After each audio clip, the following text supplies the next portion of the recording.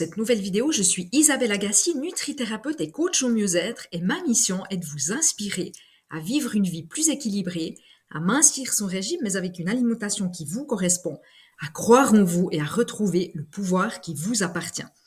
Aujourd'hui, dans cette vidéo, j'avais envie de vous expliquer comment faire pour brûler plus de gras même après 50 ans, également avant 50 ans, hein, mais bon, à partir de 50 ans pour la plupart des femmes, et notamment suite à la ménopause, donc pour les femmes. Mais avant cela, je vous invite à vous abonner à ma chaîne et à télécharger mes e-books que je vous offre gratuitement dans la description, juste en dessous de la vidéo. Vous trouverez également d'autres e-books sur mon blog kittekilo.com. Et puis, vous pouvez également vous abonner sur mon canal Telegram avec le lien qui est juste en dessous de cette vidéo. Alors, les bouleversements hormonaux que l'on vit en tant que femme, notamment suite à la préménopause, le vieillissement de notre corps, si on a fait beaucoup de régimes tout au long de notre vie, eh bien, après 50 ans, mais ça peut être déjà avant, évidemment, eh bien, les kilos deviennent beaucoup plus difficiles à perdre, en fait, à se déloger. Mais sachez que ce n'est pas une fatalité. Et enfin, en fait, il y a une raison principale, c'est que votre métabolisme diminue. La vitesse, en fait, de votre métabolisme diminue. Alors, je rappelle ce qu'est le métabolisme. J'en avais déjà parlé dans d'autres vidéos, mais je vous le rappelle ici. Pour dire simplement, en fait, le métabolisme, c'est l'ensemble des réactions qui vont aider votre corps à rester en vie. Ça détermine, en fait, le métabolisme, le nombre de calories que vous allez brûler au quotidien. Et plus votre métabolisme sera rapide, plus vous allez brûler de calories, ce qui est logique. Et évidemment, à l'inverse, plus votre métabolisme va être long et moins vous allez brûler de calories. Et sachez qu'il y a 4 facteurs qui influencent, qui peuvent influencer, mais qui influencent la vitesse de votre métabolisme. Le premier facteur, c'est votre métabolisme de base, le métabolisme basal. Alors, c'est quoi? Eh bien, c'est le métabolisme de base, c'est quand votre corps, c'est ce que votre corps brûle comme calories sans rien faire, au repos, lorsqu'il dort aussi ou qu'il est au repos. En fait, on pourrait dire que le métabolisme de base, c'est la quantité d'énergie minimale, en fait, qui est nécessaire pour garder votre corps en vie. Donc, c'est pour que vous puissiez respirer, pour que vous puissiez regarder, parler, réfléchir, quand vous bougez, pour que vos organes y fonctionnent, vos poumons, vos reins, etc. Eh bien, et même quand vous dormez, cette dépense, elle compte pour environ 60-70%. Donc voilà, le premier facteur, le métabolisme de base. Le deuxième facteur qui influence votre métabolisme, c'est l'effet thermique des aliments. Donc ça veut dire c'est l'énergie qui est nécessaire à votre système digestif pour digérer les aliments. Et ça représente 10% des calories que vous brûlez au quotidien. Ensuite, le troisième facteur pour augmenter ce métabolisme, qui agit sur votre métabolisme de base, c'est l'activité physique. Alors, combien de calories vous brûlez quand vous faites de l'exercice physique? Et ça va dépendre des exercices physiques que vous faites. Vous savez bien, si vous faites à fond, vous faites du HIIT, par exemple, de ces exercices de haute intensité, vous allez brûler beaucoup plus que si vous marchez tranquillement, vous voyez. Donc, ça dépend de l'activité physique. Et puis, le quatrième facteur qui influence votre métabolisme de base, votre métabolisme, c'est la thermogenèse d'activités non sportives. On appelle ça le NEAT, le NEAT en anglais. Ça veut dire les non-exercices, activity thermogenesis, en fait. Donc, c'est l'énergie que vous dépensez, mais pas en faisant du sport, pour tout ce que vous faites en dehors, en fait, du sport. Donc, c'est quand vous dormez, quand vous mangez, quand vous respirez.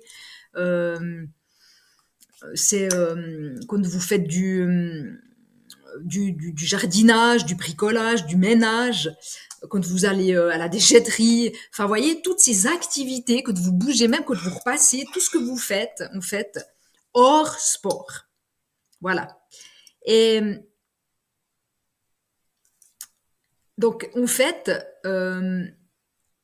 après avoir dit ça, en fait, qu'est-ce qui fait que au fond, votre métabolisme, eh bien, il ralentit avec l'âge.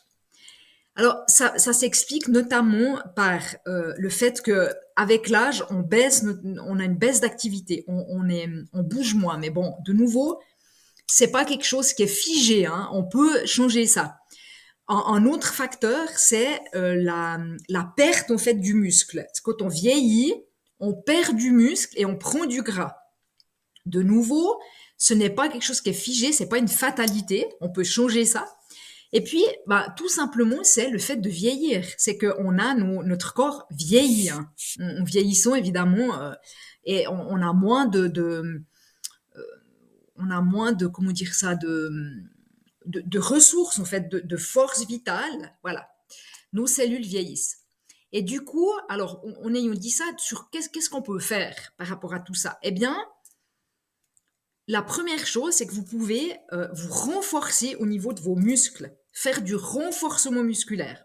Avec l'âge, en fait, on a beaucoup plus tendance, et moi je le vois parmi mes clientes, de faire plutôt du cardio, c'est-à-dire qu'on aime bien faire des randonnées, faire du vélo, des choses comme ça. Puis du coup, l'activité, la prise de masse musculaire, donc se muscler, eh bien, on laisse un peu ça de côté. Honnêtement, je vous dis ça parce que je suis la première à avoir beaucoup de peine à faire de la musculation parce que franchement, c'est pas un truc que j'aime. J'ai jamais tellement aimé. Je suis beaucoup plus, j'ai beaucoup plus de plaisir en faisant du cardio, en allant me balader ou en faisant du vélo ou des choses comme ça, que en faisant des haltères ou en musclant, quoi. Mais n'empêche que c'est hyper important quand on vieillit de faire des séances de musculation. Parce que si vous bougez, vous voyez, vous musclez pas, bah, du coup, il y a vraiment, votre métabolisme va baisser. C'est quand même les muscles, en fait, qui brûlent le plus d'énergie.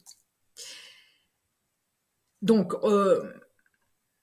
on sait que quand on fait, on s'active en fait, hein, qu'on a une activité physique qui est régulière, eh bien, ça va aider votre métabolisme à rester en fait, à ne pas ralentir tout simplement.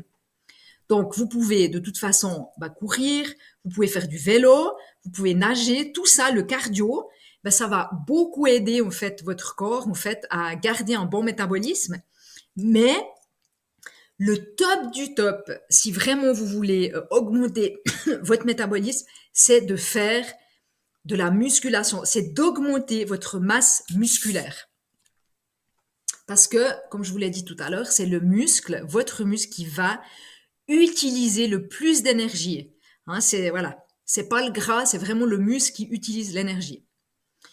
Ensuite, une autre possibilité, c'est de dormir suffisamment parce que le manque de sommeil, on sait, et vous savez qu'il se passe tellement de choses pendant la nuit, il y a plein de gens qui pensent que le sommeil, c'est inutile, mais ô combien c'est faux. Le manque de sommeil, ça ralentit notre métabolisme parce que c'est assez logique, il y a beaucoup d'hormones en fait qui travaillent la nuit. Vous régénérez tout votre corps pendant la nuit. Et la somatotropine, qui est l'hormone de croissance, eh bien, elle est notamment sécrétée pendant la nuit. Voilà, donc ça, très important de dormir suffisamment.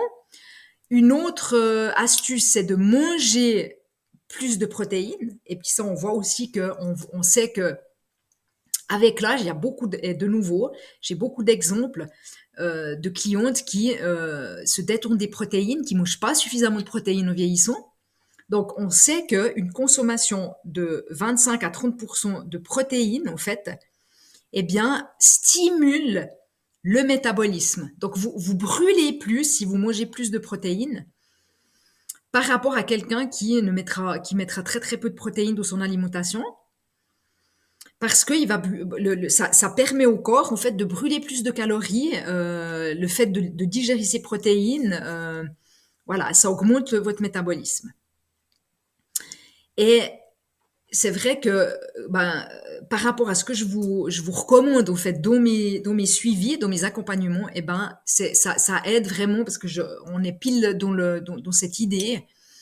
Autrement dit, de manger une alimentation qui est anti-inflammatoire, qui est riche en bonnes protéines animales et végétales, qui est low carb et puis qui est alcaline, hein, qui est plutôt alcaline au lieu d'être trop acidifiante. Donc ça, c'est vraiment ce que je vous propose aussi de remettre en place dans mes accompagnements. Et puis la dernière astuce pour augmenter votre euh, ce métabolisme, en fait, eh bien, et pour brûler plus de gras, c'est de pratiquer de temps en temps le jeûne intermittent.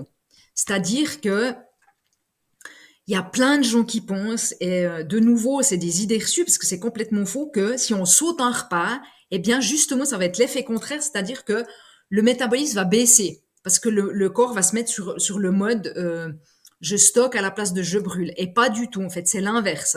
Ça ne fait absolument pas baisser le métabolisme parce que il y a du coup, vos hormones, en fait, elles se modifient et du coup, ça va accélérer ce métabolisme.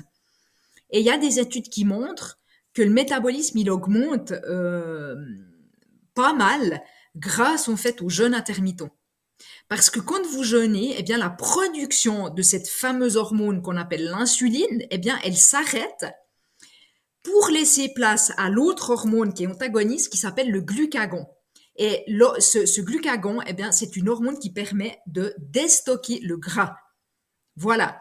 Donc c'est hyper important de temps en temps de vous dire, ben, je fais du jeûne intermittent, alors je saute le petit déjeuner, c'est le plus simple pour la plupart des gens, puis je me mets à manger qu'à partir de midi jusqu'à 20 heures, ce qui fait, on appelle ça le 16-8, et de 20 heures jusqu'à midi le lendemain, eh bien vous ne mangez rien, donc vous avez 16 heures de jeûne intermittent. Et ça, c'est un excellent moyen pour augmenter votre métabolisme. Voilà, donc j'en ai terminé pour aujourd'hui. J'espère que cette vidéo vous a été utile, qu'elle vous a inspiré et qu'elle vous rapproche vers plus de minceur, vers plus de vitalité et plus de santé. Je vous souhaite une belle journée et à bientôt.